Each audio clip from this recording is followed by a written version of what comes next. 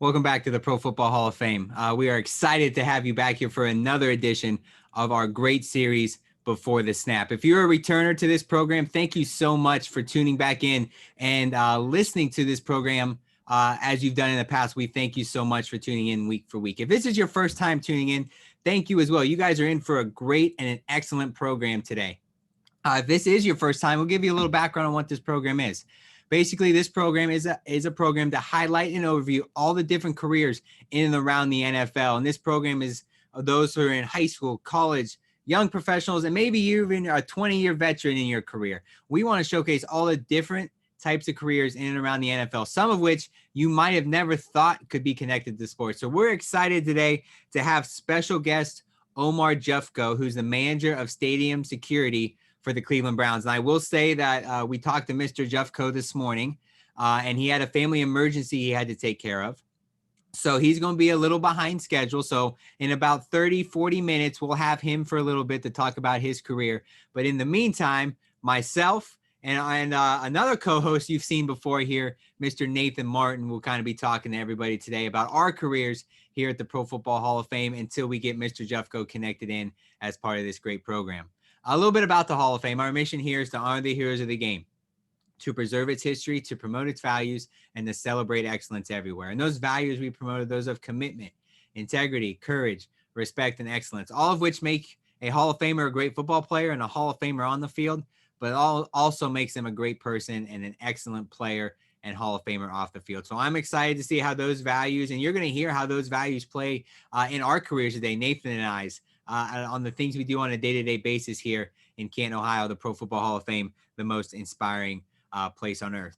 Some thank yous I'd like to pass out. I know Omar's not in yet, but we want to thank him when he gets in here for giving his time today to talk to everybody about his career with the Cleveland Browns, the playoff contending Cleveland Browns, as I know all of the Browns fans here in Northeast Ohio are very excited about. I also like to thank our teachers and our administrators who allowed us to be a part of your class today. Thank you so much for allowing us to help your students learn in a different way as we go through all these tough times. These tough times. And then lastly, I'd like to thank our students. You know, without you guys today, this program wouldn't be possible. I'm excited to hear what questions you have today. Now, the questions that you're going to be submitting in our Facebook section are going to be monitored by Nathan Martin, who we'll go to here in a second. So make sure you're submitting those questions. Tell us what school you're at, what your question is, what your name is, and we'll do our best. Nathan will be going through all of those and send some my way to make, or he will be saying those as part of the program. So make sure you're submitting those. And now for the first part, make sure you submit your questions for us. We're open to answer any questions about the Hall of Fame, about our career here in Canton, Ohio, to hope educate everybody on what a person does who works in the Youth and Education Department here at the Pro Football Hall of Fame. So I want to welcome in the Youth and Education Coordinator here at the Pro Football Hall of Fame and a host you've seen here before Before the Snap, Nathan Martin. Nathan's in our Gold Jacket Lounge. Nathan, how you doing? Yeah, Jake, thank you so much for sending it out here to me in the Gold Jacket Lounge. And, it's not 2020 anymore. It's 2021. We're in a new year, but we still got to be flexible, and these virtual shows and things like that. So we're totally understanding.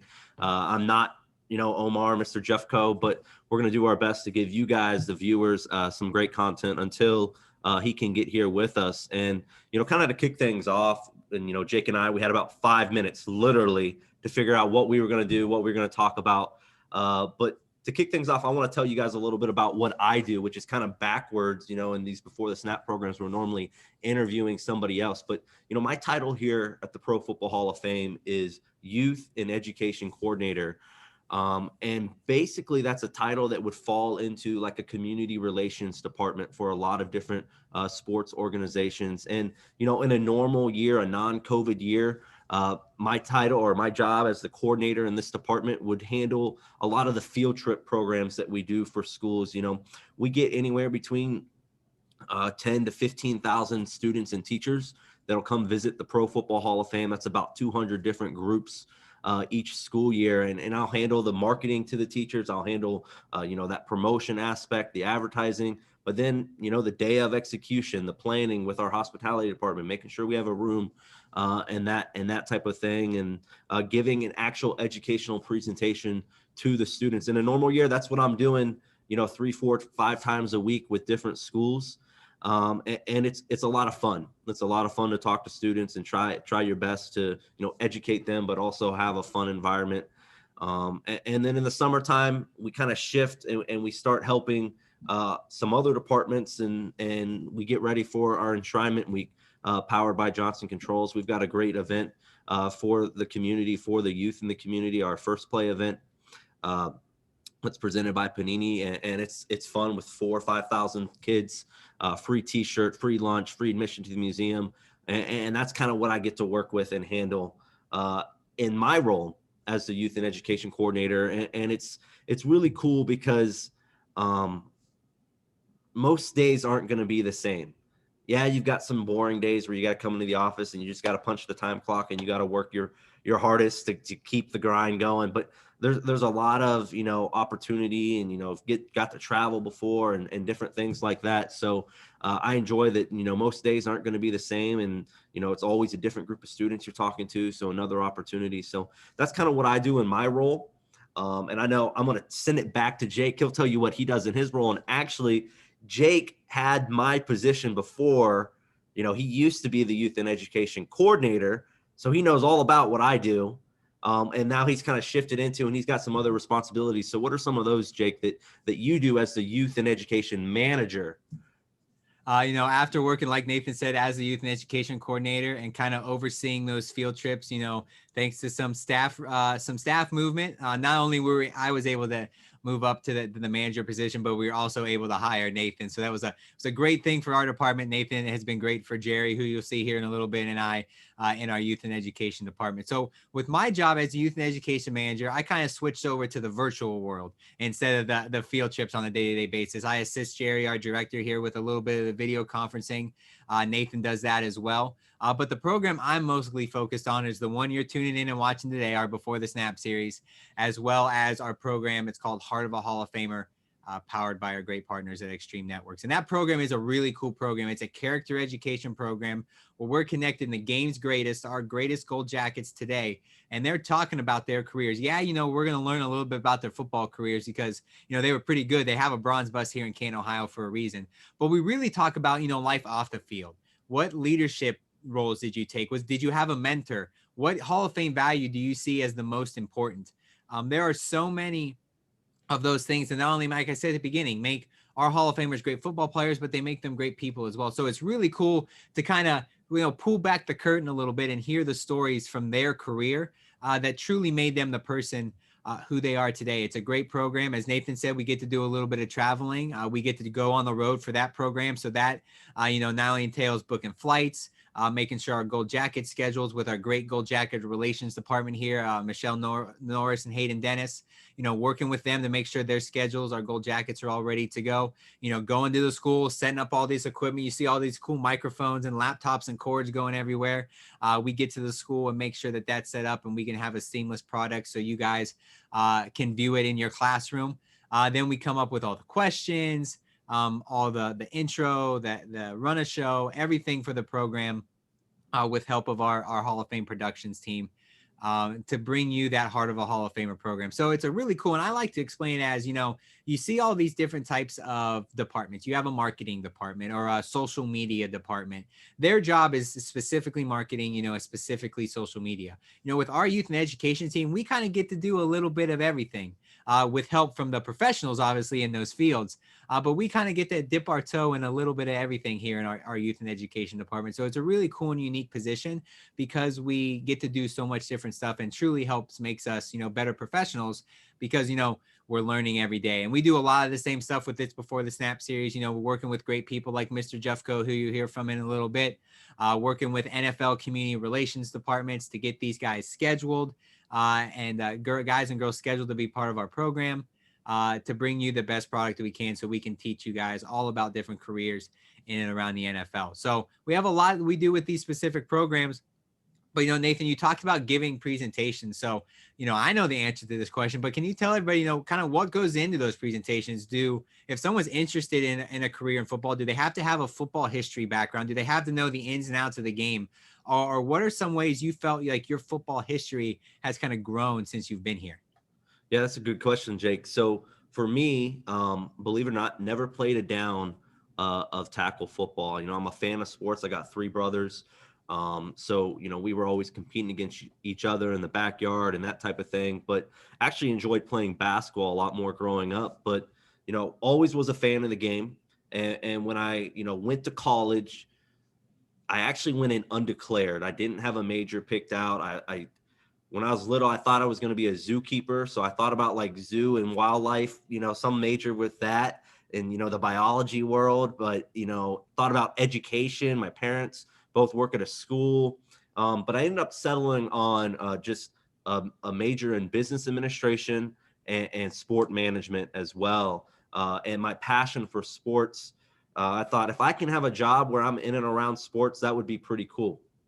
Uh, you know, halfway through my college career, I got an internship here at the Pro Football Hall of Fame. Little plug there. We are accepting, you know, applicants for our internship program here at the Hall for the summer of 2021. So, you know, go to our website. It's pretty easy to find. We've got a whole page that outlines the different positions that we have available. But I got one of those internships in the education department here at the Hall. And it was a great summer, a lot of fun.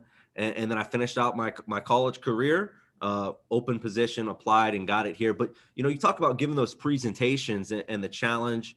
I've been blessed, you know, and lucky enough, you know, that I never really, you know, hated getting up in front of people and talking. You know, some people, public speaking is like, you know, the death of them. They don't want to do anything related to that. But for me, that wasn't the challenge. The challenge is becoming comfortable with the information.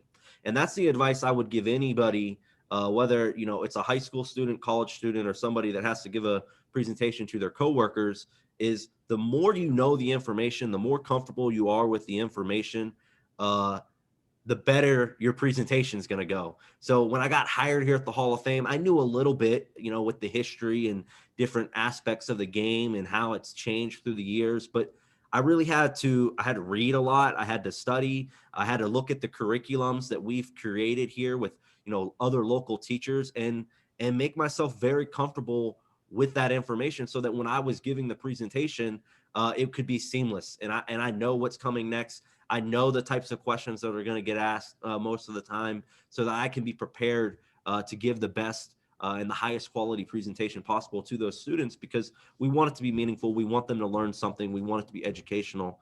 So that's kind of what it's like given the presentation, you know, the presentations that we offer here at the Hall. And, you know, I'm going to encourage everybody that's watching, you know, ask us other questions. It can be about the Hall of Fame. It can be about, you know, our careers. You know, we'll do our best to answer those, Jake and I. But that's kind of what it's been like for me, Jake, giving those presentations. I know you're kind of out of that world a little bit. You don't necessarily get in front of the groups as much anymore. You know, you're always behind the camera. So you've had to learn that art. You know, what are some of the things you've learned, you know, for somebody that might be interested in like a broadcasting or, you know, sports journalism? You know, now it's so easy using things like Zoom, using things like Facebook Live for everybody to have a platform and to be behind a camera. What are some of the things you've had to learn from other colleagues about being on camera, having that good composure, and then, you know, trying to have that strong presentation style, doing these before the snaps and Heart of Hall of Famers? Well, you know, just like you said, you know, when I was in school and high school and the college, I hated getting up in front of people and talking. And, you know, you kind of got to face that fear head on when you're in our department, because, you know, in a normal year, I would say 80% of your work days, you're talking to a group of people, whether that be a group of adults, whether that be behind the camera, live on Facebook, whether that be to a field trip group or a school that's might be in California where we're doing a presentation with. So you really just, you know, they always say practice makes perfect. And, you know, the more you do it, the more repetition, the more comfortable that you're going to be with it. I do have to give a special shout out to my teammate here, Jameer Howerton, who's the host of our podcast. He works in our productions department here. He helped me a lot. You know, he has been in the game a lot longer than I have and has been with the New York Jets, the Cleveland Browns, who Mr. Jufko is with.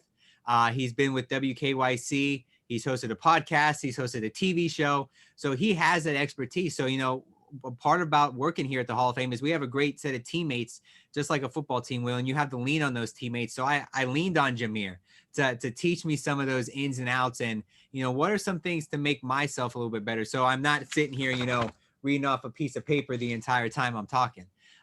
So he helped me a lot with that, but I really think it's just about getting back and practicing. And you mentioned, doing your research. If you just walk in the door and sit down with no work done before, it's just like anything else. If you put the practice in and you put the work in, you're going to see the reward on the other end. So it's doing these questions that Nathan and I, work a lot on. It's doing these research on our special guests, doing some research on our Hall of Famers to find kind of those special stories that not everyone might know. And the best example I have of that is, our Hall of Famer, Mr. Jack Youngblood. Jack Youngblood played for the Rams for a majority of his career.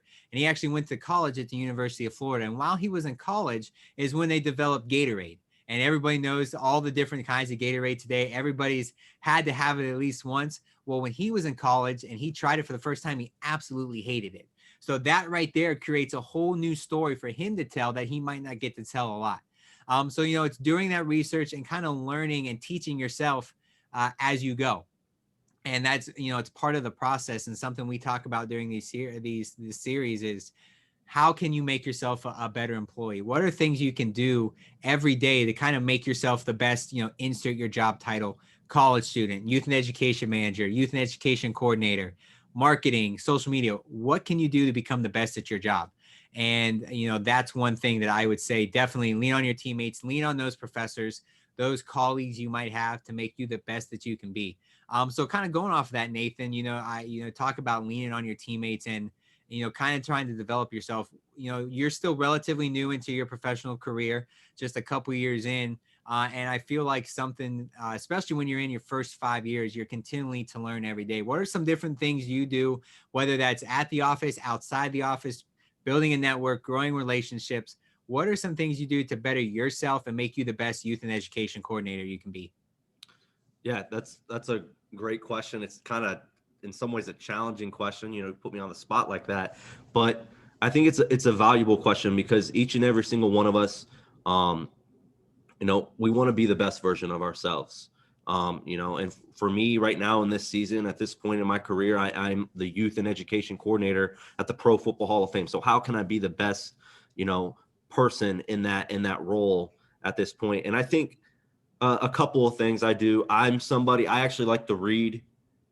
So I try to read as much as possible. I try to set aside some time, really each day, but definitely each week to read something and just challenge myself, whether it can be all types of different things. Sometimes I'm reading about sports. Sometimes I'm reading about history. Sometimes I'm reading about leadership and business and things like that. So I like to listen to podcasts a lot. So anytime I'm, recommended a podcast that might help, that's something that I'll do. But I think also, each of us are planted someplace and we're surrounded by certain people. And a lot of times the people we're surrounded by can offer so much. If we'll just slow down and listen and remain humble and not think that you know it all. And that's something I have to remind myself, being like Jake mentioned, pretty young in my career, about 3 years here at the Hall. I don't have it all figured out. I might have an idea as to why I think something might work a little bit better than what's being proposed or suggested, but you got to kind of pick your spots. Like sometimes, yeah, you need to have that backbone, that spine, and speak up and say something, because you might have the better idea. But other times you just need to sit back, listen, have some humility about yourself. And that's something I learned real quick, from some teammates is you gotta remain humble, so that you can be that lifelong learner. You're looking to learn every single day. So I try to lean on the people that I'm around a lot to learn at this point in my career, because it is for us here too, it's such a unique career, youth and education. I've got you were in this position for, you've been here over 5 years. You've got Jerry in our department. He's been here over 20 years. So if I can learn from you guys and learn from others that have worked in this department, I think that benefits me a lot in the long run. So I'm kind of going to flip it, Jake. I think I'm going to try to interview you a little bit because you get to host so many of these programs and people don't ever hear from you, Jake. What a little bit about Jake. So Jake, how would someone network with you? If they wanted to talk to Jake Ray, they say, you work the Hall of Fame. You're always on their Facebook. You seem like somebody that I should connect with. How would they connect with you, Jake? And I think that's a really great question. And I do want to say one thing. You talk about staying humble and learning from others. Nathan mentioned I've been here over 5 years, and that's something I continually struggle with. Every day. And I'm trying my best to get better at that, and know that if someone says my idea isn't the best, that they're not out to get me. They're out there to help me grow as well, and say, well, why don't you think about it this way? And Nathan mentioned his career, he leans on myself and he leans on Jerry for that, but I think Jerry and I do the same to Nathan. Even though Nathan's only been here just over 2 years, he provides a different viewpoint. Yeah. So we look to him just as much. So the best way that was when it comes to networking, I think, is to just reach out. LinkedIn is such an important profile to have. Make sure it's upkept and it's professional. Reach out, connect with us, and if you want, that's a great step. But if you want to go a step further, that's when really those individuals start to stand out. If you not only connect with us on LinkedIn, but maybe you send us a message, say, hey, can I take 10 minutes of your time to learn a little bit about what you do? Or, hey, or maybe you find my email. Maybe you send me an email, or our education team an email. Say, hey, I'd like to take 30 minutes just to learn about what you do. That really stands out to us. So 2 or 3 years down the road, maybe you're a high school senior or a college freshman, and you maybe want to apply for an internship, and we see your name come through that stack, that pile. That's going to stand out to us. So I think the best thing to do is to try your best to reach out. And I will say, when I was in college, I didn't do a great job at it. I wish I would have networked way more than I did. I was kind of that shy kid that stayed back, and that person really doesn't want to talk to me. I don't want to bother them. They're here to do a job. So I'm just going to, just stay away and stay in my distance. But I think looking at it now, I think building relationships and growing your network is super important. So, kind of take that risk. You're never going to know what might come out on the other end. So we're going to talk a lot about, those networking things today, and how it is so important to a career, no matter what career that you're in, whether you're a youth and education manager here at the Pro Football Hall of Fame, or whether you're a youth and education coordinator, the director, you're in marketing, whatever it might be. You are going to learn a lot about networking. And I think that's a super important piece to any career. And like I said, it continues to grow every day. It's super important when you're in college, and it's even more important as you get in to become a professional. And I think that that's something super important that you can take away. And if you stay tuned in today, like Nathan said, make sure you're asking those questions to us on Facebook. We got a little bit amount of time left here before we get our special guest connected in. But we're gonna wait for that. But make sure you get your questions in. I'll make sure I post a comment up there with all of our information to connect with us. The LinkedIn page for Mr. Jufko, so you can connect with him. Our youth and education email here at the Pro Football Hall of Fame, and don't be afraid to reach out. This is something that we actually look forward to and we like to do, because we usually don't get to talk about our career that much. So to take the opportunity like we have today and to talk about that career is very special to us. And I'm going to throw it right back to Nathan with another question here about his career. And we talked a little bit about the things that we get to do, on a day-to-day basis, whether it's talk to kids, do a video conference, have programs like this. But you kind of take a step back and you look at the job as a whole, and there's some special things that we get to do and some special things that we get to see. Every job has its perks, and ours happens to be we get to be around the best football players of all time. So in your short career, what would you say is your favorite moment you've had here in Canton, Ohio at the Hall of Fame? Yeah, that's a good question, Jake. You first, though, I want to go. You mentioned just being kind of like shy and wishing you had networked more. I would echo that. I think that's something that I wish I had done a little bit more. And you just got to take that leap of faith. So many people in this industry are willing to help out if you'll just be bold and ask the question.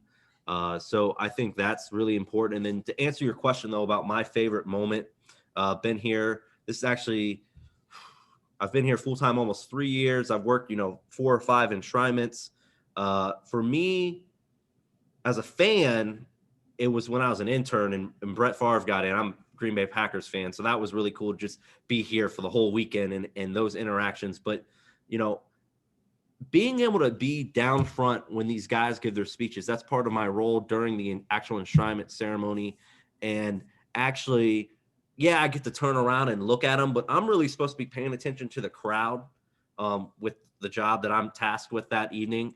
And to see the families and just to see the parents and the grandparents and the kids, sons and daughters, and their reaction when they see, their dad or maybe their grandpa, whatever it may be, up there on the stage giving this speech, and just to see how much it means to the whole family and not just the player. It's really special because it kind of adds a little bit of meaning to the work that we do here at the Hall, and honoring the heroes of the game like our mission says. So I think for me, I've done that 2 different enshrinements, so I wouldn't pick one over the other. I think it's really special to have that opportunity and to see that firsthand. And you mentioned, being part of special moments. And I think this is a great segue into, we've got our special guest with us now. We've got Mr. Jufko from the Cleveland Browns, the playoff playing Cleveland Browns, which I tell you, I'm 28 years old. It's been a while since the Browns have been in the playoffs. So I know the organization, the city is super excited. So we are lucky to be joined by Omar Jufko. He is responsible for providing leadership and administrative direction regarding policies, programs, personnel for the First Energy Stadium security team. Additionally, Mr. Jufko manages all the technologies as it relates to the stadium security. He is also the point of contact for all point of security and provides an oversight to game day command center operations. So I'm just going to be upfront. This guy's got a pretty important gig, pretty important job that this guy has every Sunday up there in Cleveland. Prior to this role, he oversaw 150 employees and focused on the safety and security of over 3 million fans when he was employee for the Cleveland Indians at Progressive Field. He also was responsible for screening and compliance with MLB standards and the enforcement of ballpark policies. Mr. Jufko is an alumnus of Cleveland State University, the Vikings up there in Cleveland, with a bachelor's degree in communication with a concentration on public relations. So without further ado, you've heard enough from Nathan and I'd like to welcome Mr. Omar Jufko to our Before the Snap program today. Omar, welcome. Hey, thanks, Ray. I don't know if I'll ever top that intro again, my friend. I've been waiting 38 years for that, right? First and foremost, I want to thank Ray and team for their flexibility and adaptability this morning. I'm a proud father of 2, and sometimes life comes up and gets a hold of you every now and then. So, boys, thank you for holding the fort down for the first 30 minutes so I can jump on. So. No problem. We appreciate you. We things happen as we know, whether it's technology, personal, family, whatever it might be. We know things happen. I've always been told you're only as good as your plan B. So we had plan B in place and was ready to roll. So I guess my first question, we'll dive right into it. I kind of gave a brief overview of what you do as the manager of stadium security, but can you kind of go in a little bit more on what you do on a day-to-day basis and, talk about what you do on a home game versus what your responsibilities might be when the team's away? Yeah, absolutely. So home games, we're normally at the stadium about 4 a.m., between 4 and 5. The first staff that fall under my scope show up around 6 So I handle the secondary perimeter. The NFL sends out a guiding document every spring called Best Stadium Practices for Stadium Security. So it's a guiding document of about 200 policies and procedures that we all need to adhere to on event day. One of them is a secondary perimeter. So we have law enforcement, we have T-shirt security that is about 100 feet off of our footprint, kind of monitoring crowd movement on the approach to the stadium, looking for, parked cars, suspicious vehicles, suspicious packages, book bags, things of that sort. Also manage the K9 team as well. So that K9 team will show up about 5 hours before game day, do a full sweep of the building, do a sweep of both locker rooms, and then our back of house area where, all of our locker rooms, TV production is housed. So it's quite an early morning. So I joke my day's kind of broken up in thirds. I get there at 4 a.m. By about 9 o'clock, when some other people are arriving, I'm just sitting down to have some breakfast. And then from 9 to noon, I get into the command center. And then the command center is kind of our nerve center for the building on event day. So all life safety, all first responders, all surveillance, housekeeping, custodial, merchandise, all stadium partners are represented. And we really triage every radio call, every fan text, and deploy assets as needed, whether it's a fan disturbance in section 114, a nacho spill up in the club section. We really much are the eyes and ears of the building on event day. So then I'll camp out in there until about noon. At that point, we're at peak entry of our fans. So I'll go out to the plazas and make sure everything's flowing right, make sure police are in position, make sure that, my folks see me out there and that I'm available, right? And then the third part of the day is I get back into the command center in time for kickoff. And kickoff is the start of the game for fans. Really, that's the third part of my day. And we sit back and see what the game brings us, both on the field and in the seating bowl, right? So you never know. In the COVID environment, I would characterize fans as just well-behaved, if you will, right? We don't have as many fans as we normally have in the building. And I don't want to paint a bad picture. A lot of our fans are passionate. They come in, they follow the rules, they enjoy the game, and they're very considerate of their neighbors around them in the seating bowl. But every now and then you do have that fan you got to pull up or pull out and kind of explain to them that the behavior is less than savory. But this year I found with the COVID background, everyone just came in to enjoy themselves. And beyond all that, the Browns put on a great product on the field. So yeah, so I think a cool question is, when you think of First Energy Stadium, automatically everything's Cleveland Browns games. But that stadium isn't the only thing that they also play football in there. There's so much other stuff that goes on. So when there's another event, a concert, I've watched some Team USA soccer games in the stadium. What does your role look like? Is it the same thing? Do more people come in to help you? Is it the Brown staff? How do you handle those different events? Yes. So two answers there. A soccer game, high school football game, a collegiate football game, we run as we would a pro game, right? Obviously, just probably less people in attendance, less media moving about the building, but we still treat it, with the respect that we would an NFL game, right? Concerts are a completely different animal. You get 30 different vendors coming in, everyone from lighting to rigging, the people that are with production, the people that are with talent for the security for the talent, I should say, the artist, the merchandise folks that come in, the media representation for the act. It's a whole different ball of wax. So in terms of how we manage the building, we still adhere to our policies that we would on game day, but know that there's a much more dynamic environment because you have about 200 other people that have a job to do for that event that are new to your building and don't even know how to get around, aren't familiar with kind of your policies and procedures. So it's quite the education process on the front end. So I would say a concert, people show up, the lights go on, they think nothing happened, right? I'm there 8 days before the concert, loading in, getting people stacked in, getting people spun up on what we need to do. So a concert day is every bit of a 9 or 10 day work lead up to the show. I bet. All right. I know Nathan's got a question. He's ready to ask one. So I know everybody has heard from Nathan. Mr. Jufko, I'm going to throw it to my youth and education coordinator here at the Pro Football Hall of Fame, Nathan Martin. He's got a question ready to go for you. Yeah. Thanks, Jake. And Mr. Jufko, Omar, thank you so much for joining us today. And I think I could speak for myself and probably a lot of students that are tuning in today. When you're in college, your major feels like the most important thing for you to decide. Well, what am I going to major in? What classes am I going to take?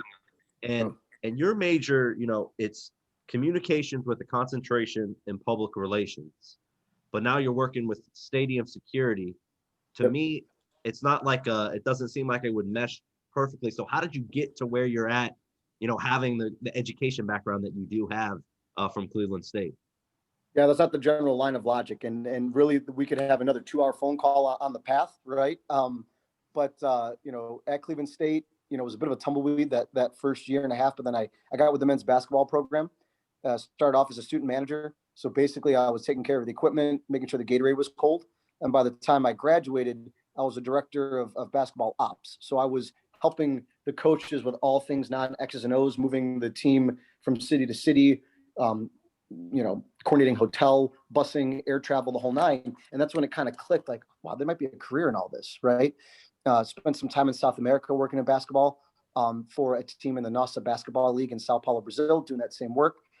Spent 2 years there. When I came home, I figured, man, a career in sports is going to hit me in the face. Who wouldn't want to hire me, right? Like, they're going to be beating down my door, and that wasn't the case, right? And we were working in retail for a while there in our early 20s, and then landed a role with the Cleveland Indians as an unpaid intern in baseball operations. And I was a clubhouse attendant, first for the visiting locker room, and then eventually over on the home side with the Tribe. And that's when I really started to diversify myself operationally, right? I was in charge of credentialing. I was in charge of our players' families and their movement about the building.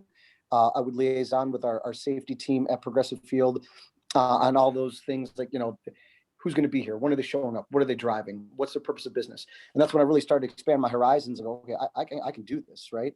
And so then I was promoted to the fixed security coordinator. And this is a team of folks that handle all back of house space and movement. So access to locker rooms, access to family seating, the press box, basically anywhere someone's going to show up and flash a credential or a badge and try to make entry. And we just performed. We performed and set the bar higher than when I inherited the group. And then from there, they added, okay, we want to give you the gate line staff. I inherited all gate line security the year that full body metal detector use was mandated for MLB. No club had ever seen these devices, how to use them. And I was like, all right, kiddo, give it your best try, figure it out. And we did. From there, I was given all of the liaison between public safety, Cleveland Police, the JTTF and FBI here in town, Cleveland Fire, the Fusion Center, our social media listening. It just built over time. So I guess the quick answer there, and I'm leaving about 2.5 years out of that, but I think I'm a byproduct of opportunity. I'm a byproduct of having great mentors. I'm a byproduct of dedication, being passionate for what you do, and never being satisfied with your performance, right? And eventually it just built and built and built until I was appointed the coordinator of security for the 2016 World Series when we played the Cubs. I try to sum it up in 150 words, and I often still fail. hurts. But, right? I don't know if I'm answering your question or not, but it was just every opportunity opened another door. As trite as it sounds, I mean, that's been my experience. Yeah, that's great. I mean, to me, it sounds like, you talk about being a product of the opportunities that you had. It's like, you had your major, you had, communications, public relations, concentration, but it was like, you put yourself out there. You were willing to try things first with the basketball team, and then, being willing to move and do it. And then you come back home, and I mean, you just basically weren't afraid to try different opportunities. And that's why you're where you are today. I think a big thing professionally is managing your insecurities, right? I mean, often I walk into conferences and I'm the only person that isn't ex-law enforcement or ex-military, but I know my field. I know building management. I know crowd management.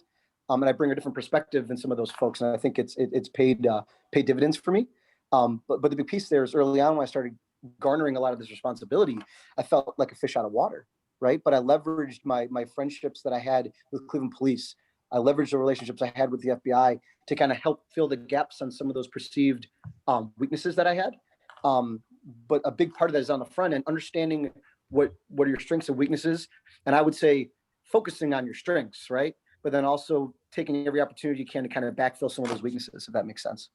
Yeah, no, too. It's cool because, before you got on, Nathan and I were just getting done talking about how important it is to lean on others and lean on others who know their field better than you do, because ultimately, that's going to make you the best, manager of stadium security that you can be, because you don't know everything. I mean, you might, but, using everybody else as assistance to you makes you that best employee that you can be. And I think, before we go any further, I think just one thing I want to say is I think, the point of this program Before the Snap is to show you all the work that goes into all those people tuning in, all the work that goes into making that final product on game day as seamless as possible. I think this is the best example that we've had so far, is that, you watch a game on TV, or you're in the stadium, and you're afforded the ability to do that because of the security team.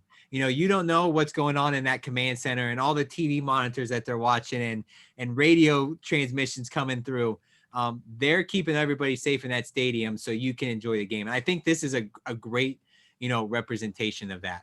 I see you got the Baker Mayfield hoodie on there, celebrating the Cleveland Browns quarterback. And, one thing we like to do here as part of this program and at the Hall of Fame, we are a museum first. So we try our best to make the museum as part of every program that we're doing. So I'm lucky enough to have the director of youth and education, Mr. Jerry Shockey, who's actually out in our museum in front of a very unique, very special artifact geared towards the Cleveland Browns. So Jerry, are you there?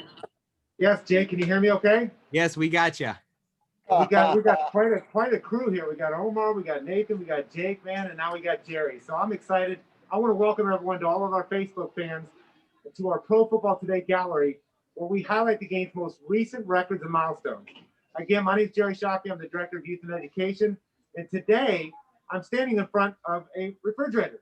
Now, this is not just some ordinary fridge, but instead is an Anheuser-Busch Bud Light Victory Fridge. You see, entering the 2018 season, the Cleveland Browns had lost 17 consecutive games.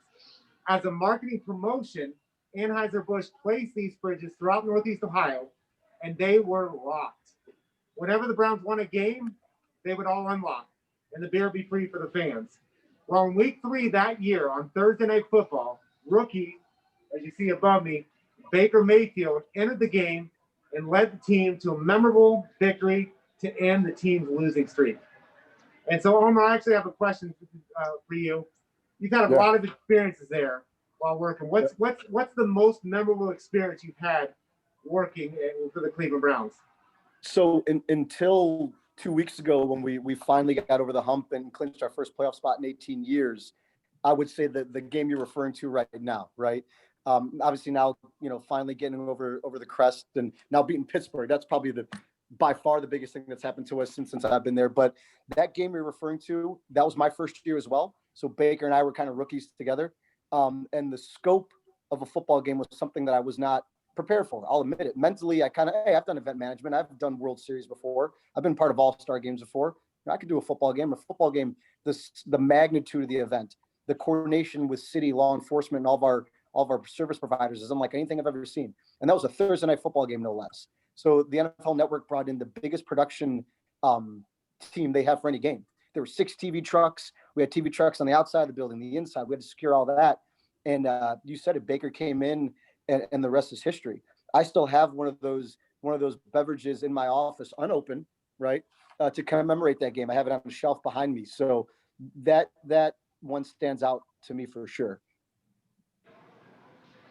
All right. Yeah, I think that's a great, at the Hall of Fame, some of the best artifacts we have are the ones that are very unique. And I think that is a very unique one. As we mentioned at the top of the program, we're taking questions from Facebook. We got Nathan monitoring those, and he's got one ready to go. So Nathan, I'm going to throw it to you for our first Facebook question today.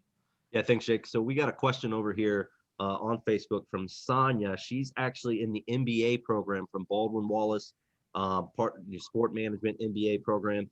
And she said, Omar, I'd like to know what your leadership style is like. It sounds like you have a huge staff. How do you lead them and get the best results? And how important, with how important your position is. So kind of what's your leadership style? How do you lead so many different people? The biggest thing is when you have a team that's as diverse as I am, we're talking 3 or 4 different service providers supplying about 250, 300 personnel across function, is a good supervisory group to those people, right? So, for every 50 staff, you should have a solid supervisor, because it's not realistic for me to go around and make a touch point with all 250 of those people on game day, right? So we need good second lieutenants across the board, folks that are detail oriented, people that really care about the team, that they're leading. It's almost kind of that military style, if you will. So I found that when you have those large scale groups, you need to nurture good supervisory groups that are open line communications, are transparent with their needs, and that you make yourself accessible, right? When it comes to those more intimate groups, like your intern groups, your part-time folks, because I've had that as well. I think always referring to them as they work with you, they don't work for you, right? And always understanding that you're there to be leaned on, whether it's personally or professionally, because as soon as you can kind of build that connection on a personal level, I think the work is made easy, right? There's a fine line between being a boss and being a friend, but I think I've always leaned on being a partner and a peer before I was a supervisor, if that makes sense. No, I think that's awesome, and I think it makes a lot of sense. And actually, it brings to mind a question that I think a lot of our students might have, if they're watching, is you've probably hired a lot of people through the years in your position. You've been a part of the hiring process. So what kind of advice would you give a college student that's either looking for that part-time or that full-time job, like to make themselves stand out either on a resume, in an interview, in that hiring process? How can they stand out? How can they get that job that, they're hoping, that dream job? Stick-to-itiveness, because it's such a competitive industry that we're in. We're talking the big 3, the NFL, MLB, and NBA, right? I think being willing to do something that's out of your comfort zone is super important. It's better to be in a building doing something that you'd rather not be doing than not being in the building at all, right? So the first job I had in professional sports is I was a bat boy. I was a 22-year-old bat boy. And I was thinking to myself, is this what I've amounted to professionally? And a lot of things kind of fell my way between then and now, but it was always about being open to new opportunities and expanding your horizons, soliciting opinions and feedback from people with different life experiences and educational backgrounds within the field, I think is huge. I've heard people refer to as diversity of thought, to kind of shape your perspective so that when you go into those interviews, you have a couple different things in your toolbox, whether it be someone, in my experience, someone in public safety, someone that had venue management experience, someone that had player personnel experience, because those all have synergies in my world now. So if I didn't nurture those relationships and really go the extra length, hey, let me take you to lunch one day, Lieutenant Freehofer. I want to talk to you about, city ordinances and whatnot. Kind of going on a tangent here, but I really think it's diversifying your experience before you get into the interview, making those contacts, and just getting over Zoom nowadays and saying, hey, can we do a cup of coffee over Zoom? I want to pick your brain on some things, right? Just makes you that much sharper when you get into the interview room. I think that's a great point you make there. We got time for a couple more questions though. And we actually had a student go a step further. Instead of commenting on Facebook, I actually got an email here in front of me from a student. This is from Diego, who's a student at Florida International University down there in Miami. So we got students in Miami. I saw a comment pop up. We got somebody out in Hawaii watching us as well. But the question from the student down there in Miami, Diego, is what piece of advice were you given when you started that has stuck with you and has continued with you through your NFL career? There's two answers to that question, and one I can't give to you given this audience, but then the other one is hungry and humble, man. I mean, that's something that I got a lot when I was a child. I grew up in inner city Cleveland and really didn't have a lot. But then professionally, I kind of kept seeing that mantra from people that I've leaned on professionally. It sounds super cliche, but it's so true, right? Never be satisfied. Always push to better yourself, because if you're bettering yourself, you're bettering the people around you and the team that you're with, right? And by team, I mean your peer group, not the club that you work for. And then stay humble, right? I mean, I'm very appreciative of the things that I've been able to experience in my career, but I'm not done. I like to think I can do more, and all the while keep perspective that I'm not a finished product. There's always new things to learn. So, I mean, humble and hungry. Keep it simple and short, right? I think that's great. And like I said, we got time for a couple more questions. So I want to throw it back to Nathan, who's got another question from Facebook for us. Yeah, this question comes from Audrey, and she's a student at McDaniel College in Maryland. And she says, my question is, what was the biggest challenge you've had to face throughout your career? And then, how did you get past that challenge you were facing? Yeah, I talked about it earlier. I mean, again, a lot of people in my space are ex-FBI or they're ex-military, right? I mean, I came up with a lot of building management experience and then started getting some of the access control and security layered on top, which there is a marriage there. But that was the biggest thing, is kind of managing that insecurity on the front end. That I go to these conferences and I joke I was the only person that never carried a weapon in my past experience, right? But it was, making those friendships off hours at those conferences, kind of idea sharing and perspective taking on how to manage buildings and how to manage facilities. So, thankfully we got a great team security director here in John Frayne, who's been very inclusive of his world. So I'm learning more and more by the day. But that was the biggest thing, is knowing that I had something to bring to the table that was a little different. It was a different perspective, but it worked because, we had that expertise to back it up.